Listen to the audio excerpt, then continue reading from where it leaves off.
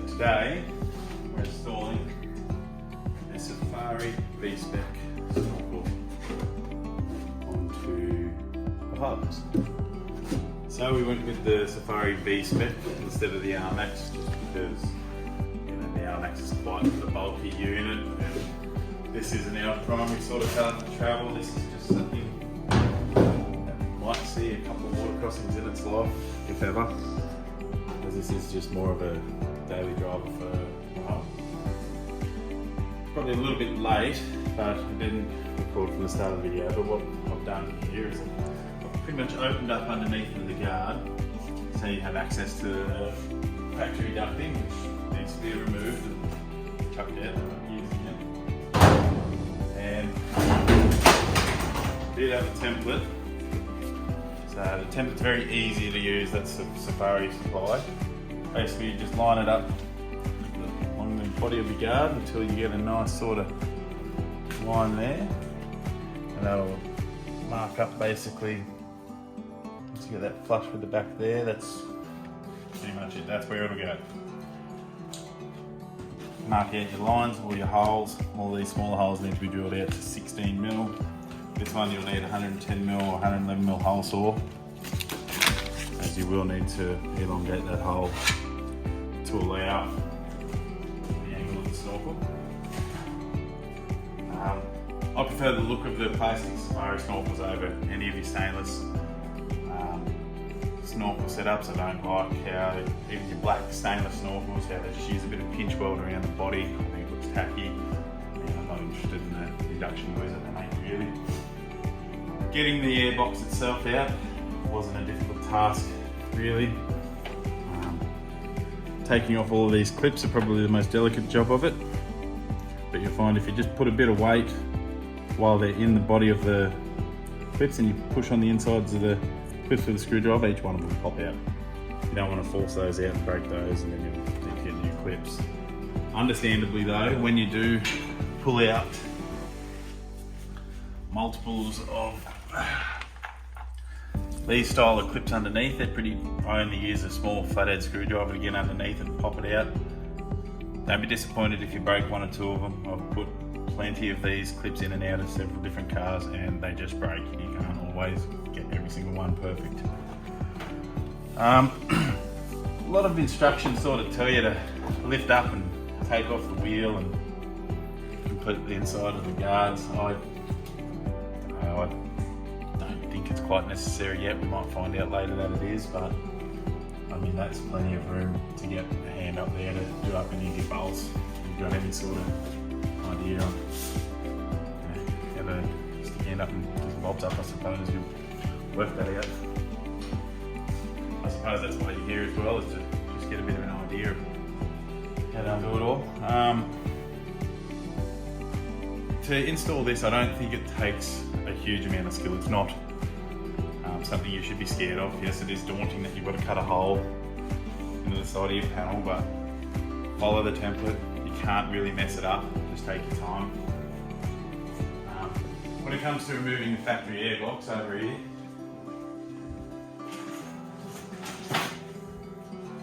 so it recommends you seal up the factory duckbill and drain hole. So there's a drain there. I just stick, I think it's a 12 gauge screw, fit in there perfect with a bit of Sikaflex. That'll never come loose, that'll never leak. And the duckbill as well, I've just basically filled up the end of that. I'll pull it off and show you. Basically, I've just filled the end of that up with Sikaflex, sealed across the duckbill, and put a smear around the outside there, and that'll never leak. That's what I did on the 76 as well, and it's been through water crossings up to the windscreen and no better problem with leakage. Can't go wrong with it. Later on I think we do have to cut off this and modify this just to suit the new pipe work, but again, not too big of a job. Don't be too scared off by cutting up factory bits of plastic. Anyway, move on from there. When it comes to installing anything new, always check your parts list, your instructions, to make sure you've got everything. The last thing you want to have is to find that at the end of all, you get nearly completed on this and you don't have everything you need. very basic on the instructions. Special tools that you'll need. There's a hole saw, a body saw. So with a body saw, you can probably use a jigsaw, a Dremel, anything with a cutting blade on it to cut thin metal. I've got a couple of options. I'm going to try the jigsaw to start with, and if that's a bit rough, I'll just use the cordless die grinder with a tiny small cutting wheel on it. Step drills to drill out your holes and touch up paint, which is very important so you don't get any rust underneath. Guards, look, there's only a couple of pages of instructions. They are clear enough to interpret, but if you are a bit unsure, go on YouTube, there's plenty of references there as well. This video, I suppose that's why you're here. But yeah, it will show you what we have to go ahead with here. Like I said, just take your time, check you've got everything. Make sure you've got all your bits and pieces. Don't be too scared of doing this yourself. If you are unsure, you can always pay someone to do it. It will cost you anywhere upwards of $1,000 just to pay someone to put something that you could do in a few hours yourself.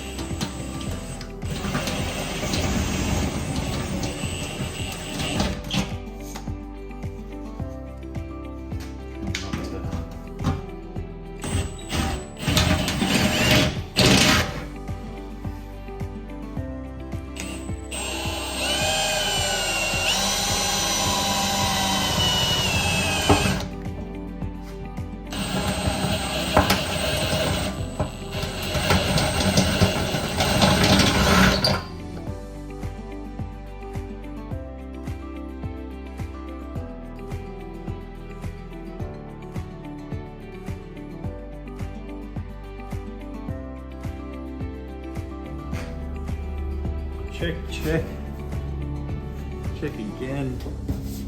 There's nothing on the back side of that you're going to hit. Nothing there. This is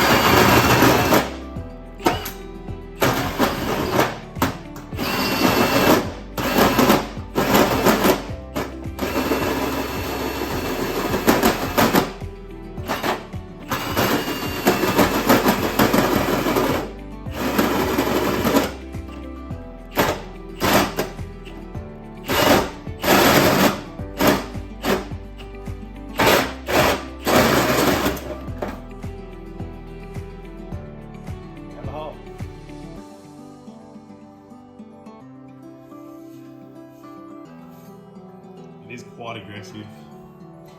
These carbide tips, these sharp tips. It's the only one I could find, but you can get finer tooth saws, but overall it actually didn't do too bad of a job. Just be careful of all the sharp edges you will leave behind.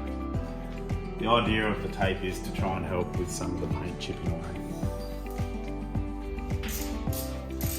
Just going to undo the scrap part and get better access to. Oh, probably should have done this earlier. Trying to do the minimum if I could help it.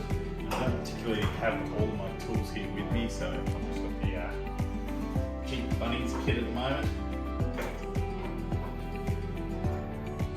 And all my tools are in the vehicle.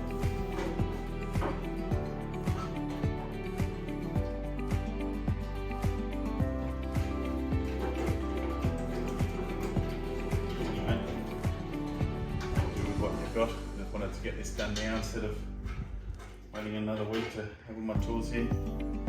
See if this works.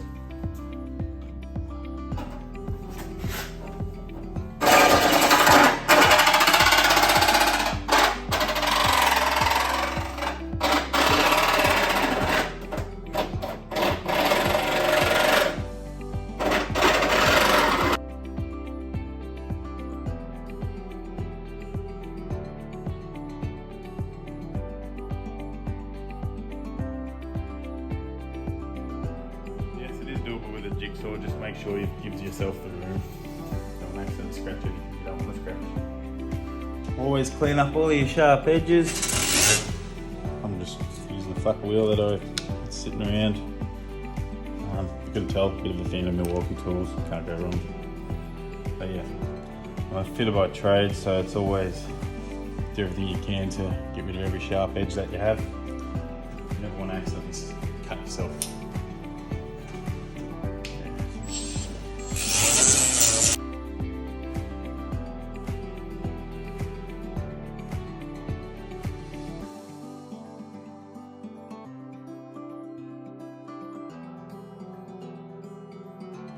Alright.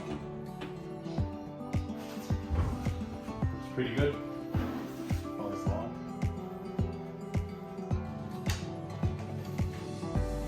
So I'm just lightly dummy fitting where some of the bracketry goes.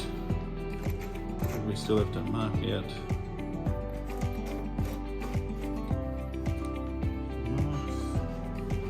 I've just put some Loctite on these studs and just nip them in so they never come loose.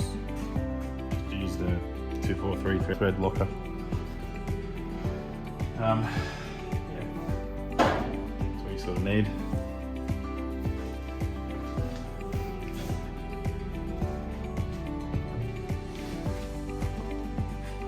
I'm trying to work out to mark these brackets. Always helps to use tape, it's easy to see. If you don't rub it off, then you get down to the paint.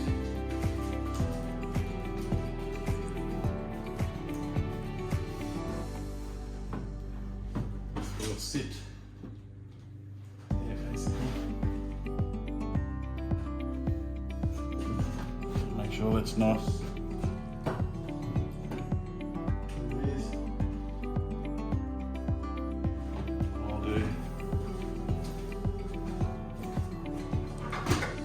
Tip texture.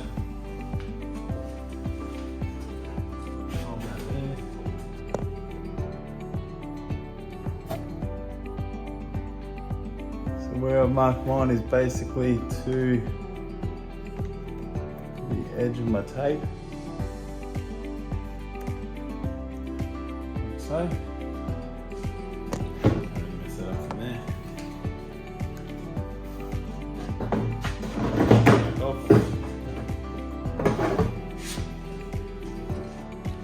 Very light mark.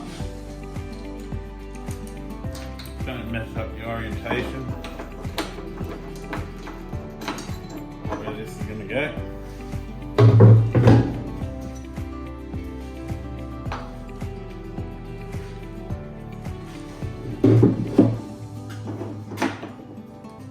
Like that.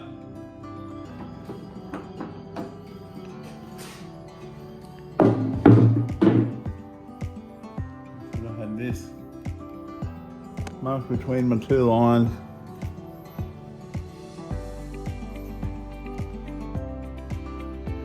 Make sure that when I look down it, it's the same as what I looked at it with the snorkel on. Looks like it's good there. There's also a little bit of up and down movement if you don't get it exactly right. It isn't a huge drama.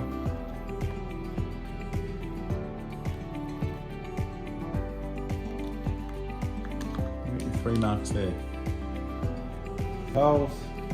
Says you need an 8mm drill to suit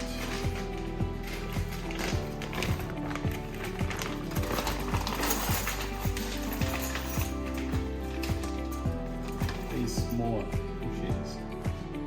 Basically, push those into a hole, put a screw in it. They flare out, they should never really come out. Doesn't look like much, but that's all it needs.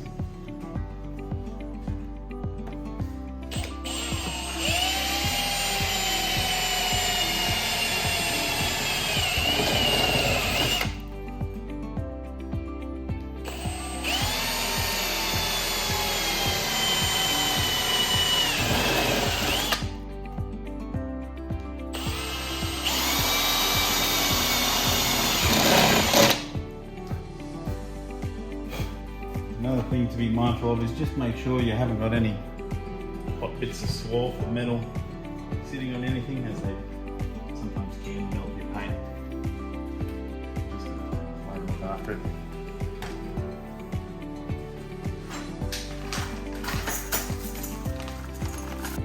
Let's check I've drilled these out big enough. Oh, they look very close.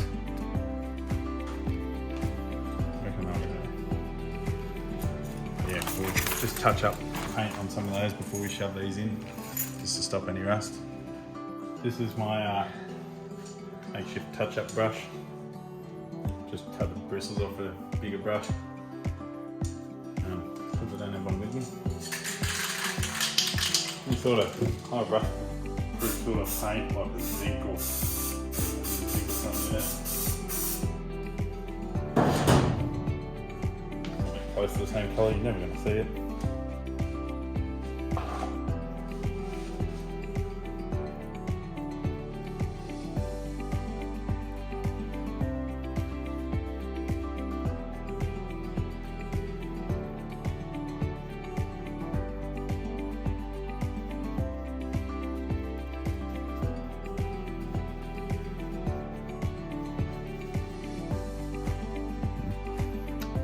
The bristles are a little bit rough, but a couple of times.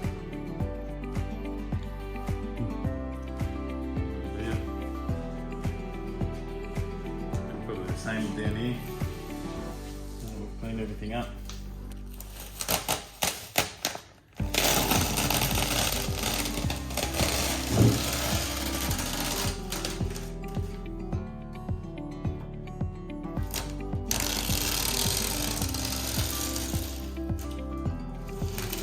Paint works actually held up quite well. Considering we just put a gaping big hole in it.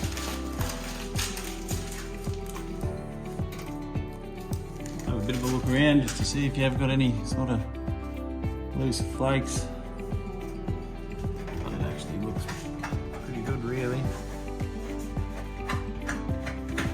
And you're never going to see it again, but always try and put a bit of paint or something over this. On both sides if you can too, I suggest.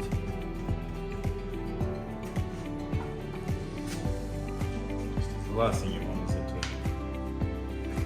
rust through without you knowing. This blue isn't quite the right colour touch-up paint. If you wanted to, you could put like a factory colour paint with it. Depends how OCD you are. Just take your time and make sure you get it all.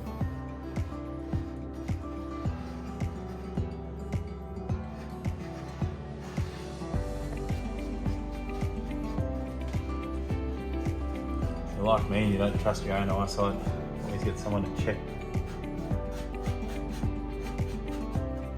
Make sure you've covered all and you haven't got any mysterious runs.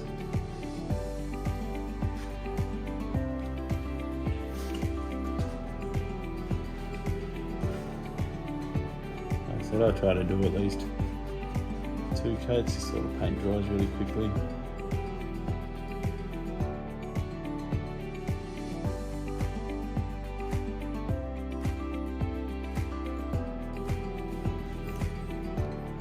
Make sure they go all the way in. I'll help just to squash it in a little bit. Just to push that in. Like that.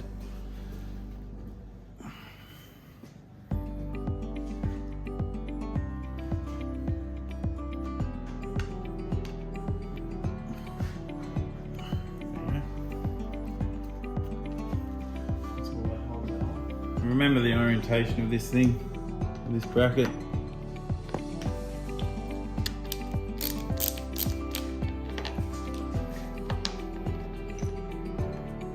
All 3 of your screws started.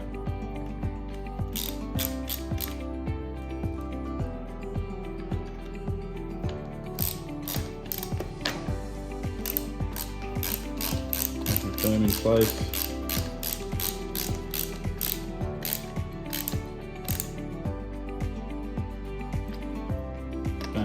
over tighten it, just go until they're nice and firm. They generally won't come loose.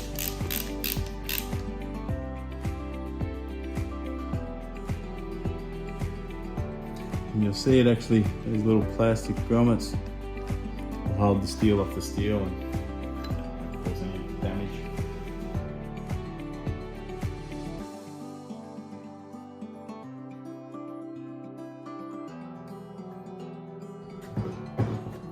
Still loose, at least I'll nip everything else up. Mounting hardware for inside the back of the snorkel body, these nylock nuts and body washers to account for the big holes. I like to get everything started.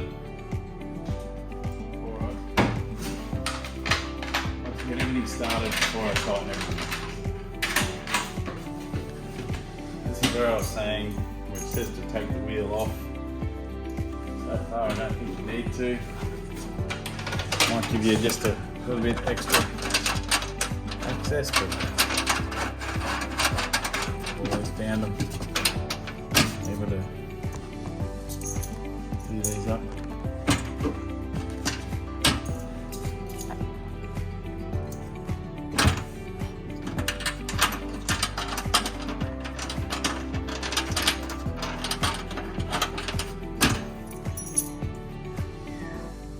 One suggestion, because they are stainless studs, is always use a bit of anti-seize or something to stop the stainless nuts from binding on the stainless studs. I don't have any anti-seize with me. Any sort of lubricant is generally pretty good that stays on there. Don't use a lubricant like a CRC or something that dries up and evaporates and deteriorates over time. This probably wouldn't be too far off the mark. It's a chain and cable lube, so it's a tacky sort of lube. You use it to do ropes and stuff like that. I think something like that, at least it's going to stay on the threads.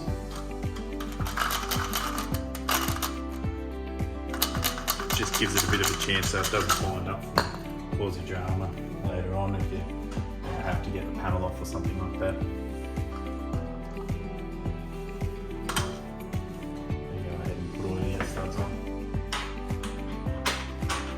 I would have preferred an anti-seize or something like that, similar, but not exactly super close to somewhere that sells them.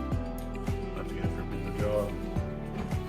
So this will be fine for something that so will probably never come off, but it still gives it a bit of a chance if it ever has to.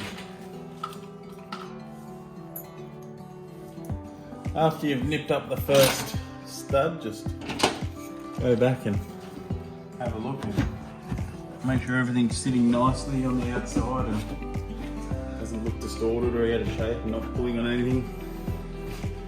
It looks good, it's nice and solid. Continue to do up the rest of your studs. So I nearly made a mistake here. This bit actually pulls out as one piece. I thought it said you have to cut it off. Might get it checked sooner rather than later. So you've got to make sure when this goes back in, it still uses its locators. I'll clean up your edges. I'll file all that up, tidy it up.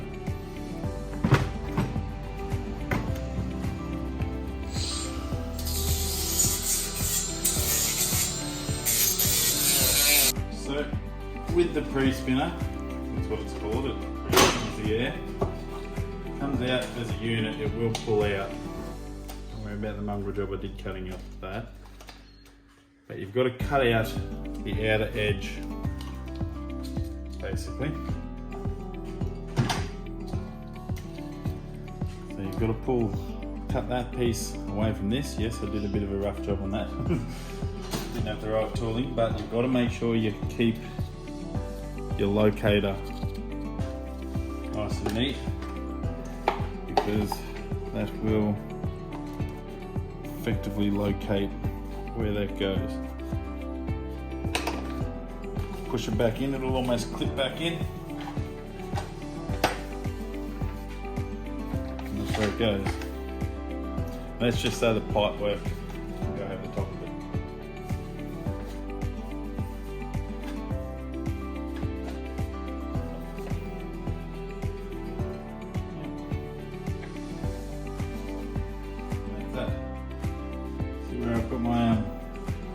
12 gauge screw through the drain hole, fits perfectly, does it nice and firm. I'll put Sikaflex underneath it, that should never leak. But I did this at the very start of the job to give it a bit of a chance to dry before I put it back together so I don't accidentally smear any Sikaflex or anything through the car. So, definitely helps.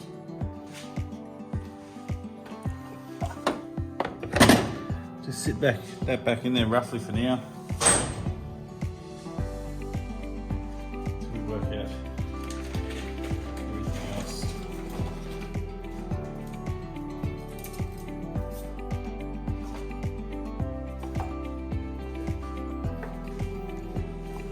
So one that goes through the inside of the car, I always suggest making sure you put your hose clamps somewhere easy to get to. This one facing up because that's on the inside. This one facing down because that's on the outside. Inside the guard.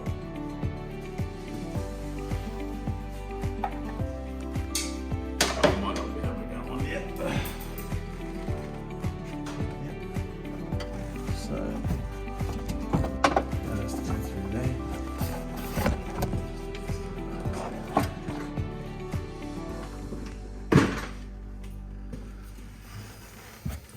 This one will go in through there and reach up onto there. So this might take a little bit of manipulating. Let's see how we go.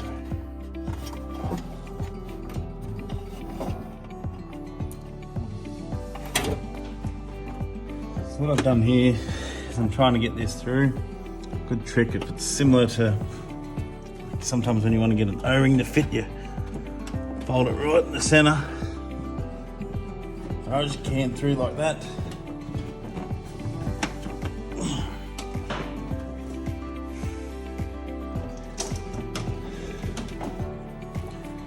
Fold it through like that.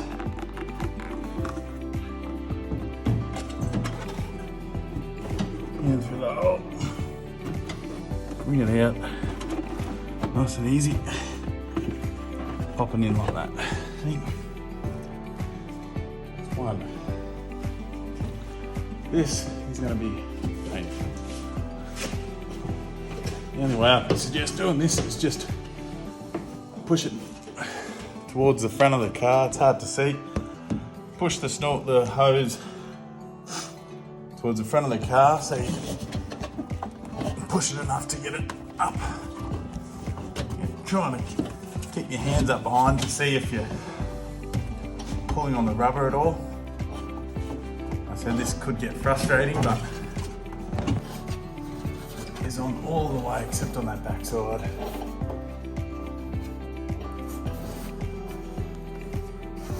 Just a tiny little bit to go.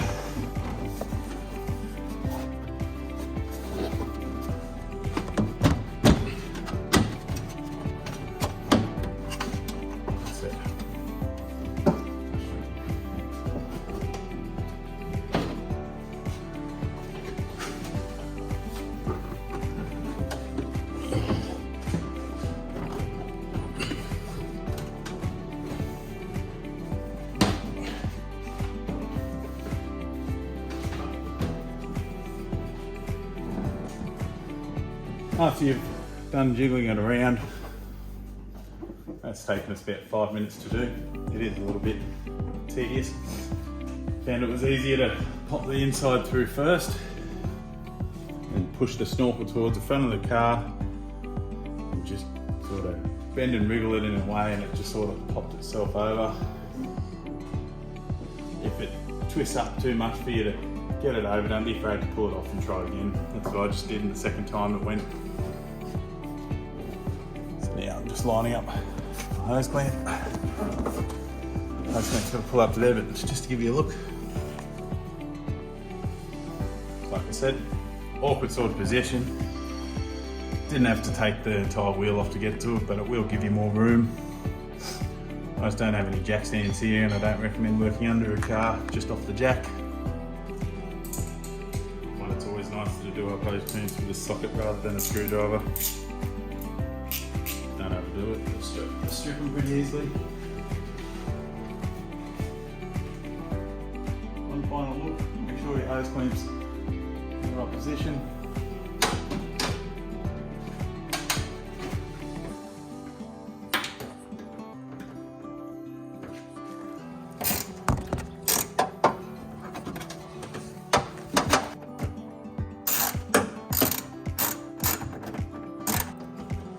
Check and check again. Make sure your hose clamp is definitely around the whole lot.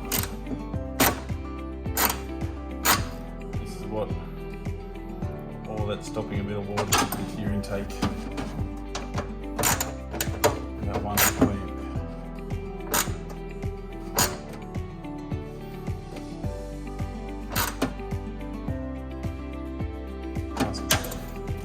Pretty happy with that. Check again. Make sure your hose clamp is all the way around, sitting just, there's a bit of a lip there, so you can tell whether the hose clamp is in the right spot or not. Same deal with the inside. I think it'll probably be better to have it probably on the inside, because you can get a socket down there for the bolt.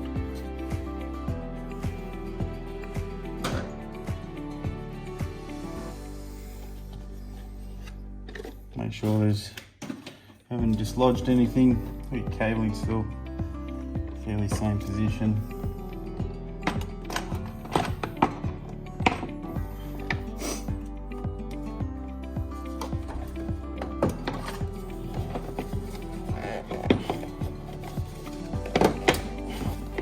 Just like that. Screw it in, wriggle it into the right position. Home there. Before we get too much further ahead, let's clip all of our cabling back into the correct position. These are just these clips I was talking about. They just push into their respective spots.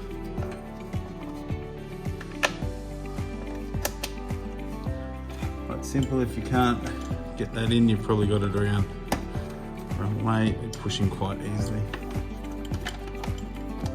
Much easier putting them in than it is unclipping them. 1, 2, 3, those are done. Hose clamps in the right spot. Bolts all line up.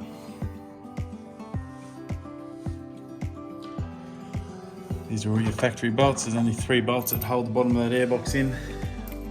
One thing that probably is a good suggestion if you don't have if you have big hands like me, you get someone with little hands to put them in the hole, like you. So, see these little hands compared to mine? Down here, especially this one down in this side, I'll give you one. So down here, see that hole down there? Up down here. So see that little hole down there, that shiny bit. So that's got a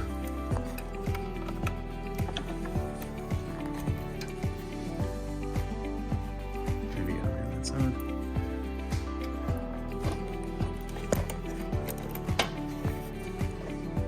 Yep, that's all we need. Drag that over. You will find you'll be able to find that one home.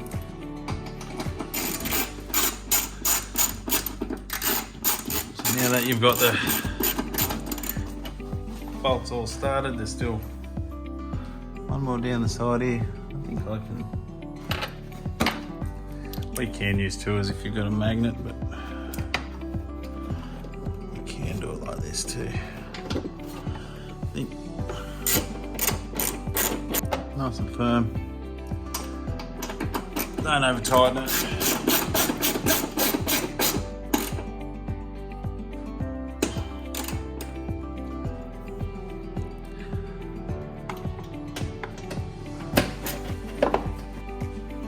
Reassembly. Filter back on. Top lid back on.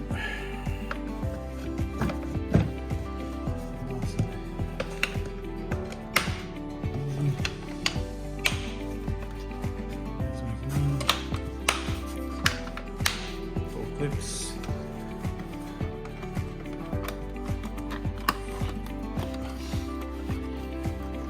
hose clamp.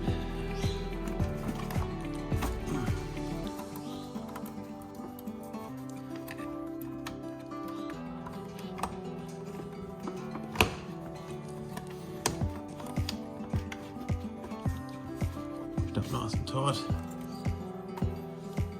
These clips again, into there, into there. That's for your MAF sensor. Make sure that goes back on.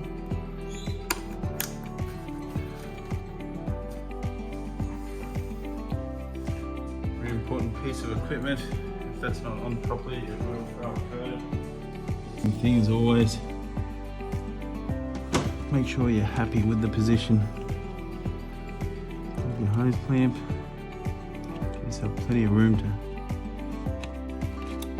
get the correct size fit on it, something on it.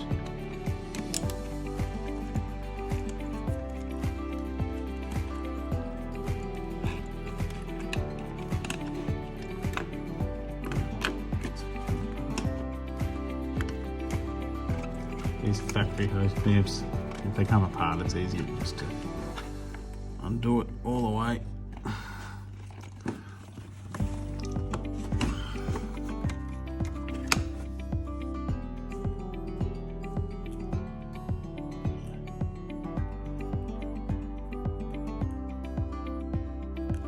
That's all they work. Someone pushes, you know, on the tighten it. Just when they come apart, they're a pain.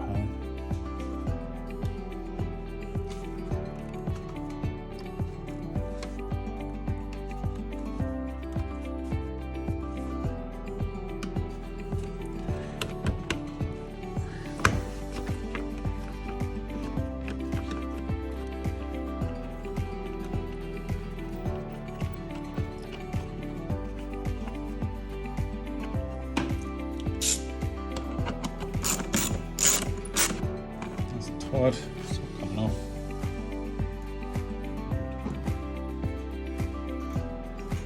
Getting back to our assembly. One of my key concerns with ordering the Safari R-Max V-Step was whether it would foul the PX scrub bars.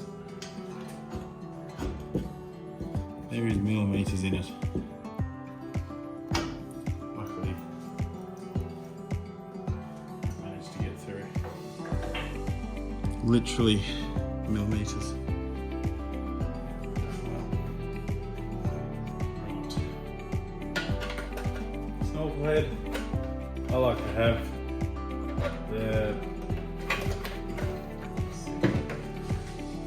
to have the nut on the inside, so that's obvious from walking past the outside of the car.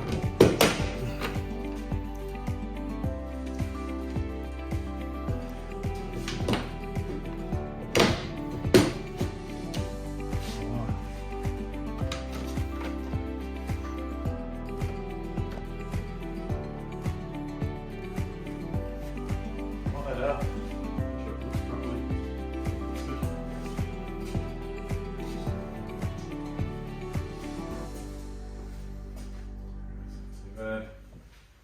Easy thing to adjust. It's just a little bit out, you will pick it. Not sure if there's any indicator lines or anything. As far as I can see, there's nothing to indicate where that goes. Maybe if you line up that moulding mark at the back of that moulding mark, it's a bit close to centre.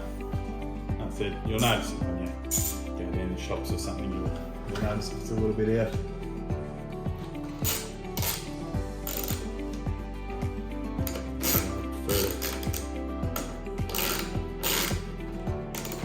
The hose clamp on the inside, so you don't really notice it. Just personal preference. What's that?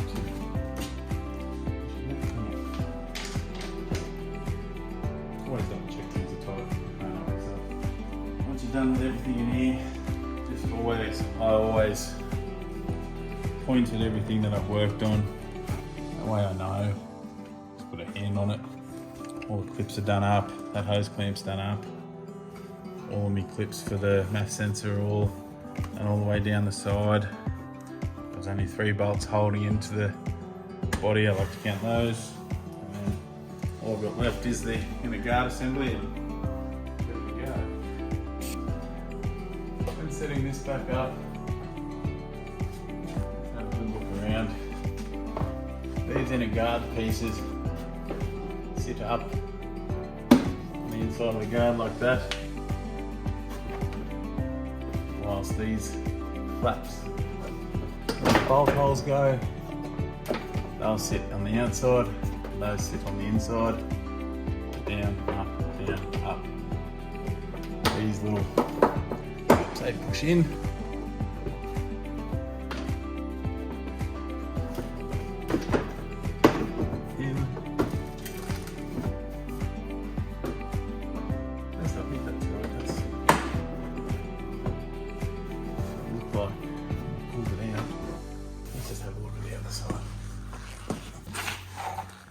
This one as well, it can be, like I said, a bit fiddly.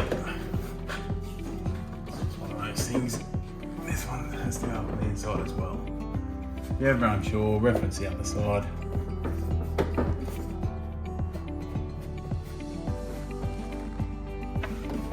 It's not too bad.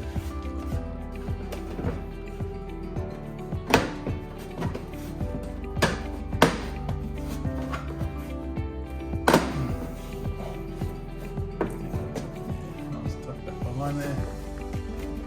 Everything's going to line up. There we go. For the front, because we have an aftermarket bar, nut and bolt assembly. I'll start there. The screws were for the mud flaps, there's 3 of those. If you're unsure where everything goes, keep all your stuff separate. Wasn't too much to remember this time. 2 bolts for the front, 3 bolts for the mud flap, and the rest were push-in plugs really.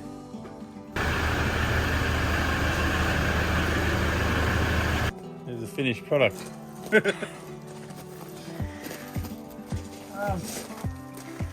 Overall in all, it wasn't too bad to fit.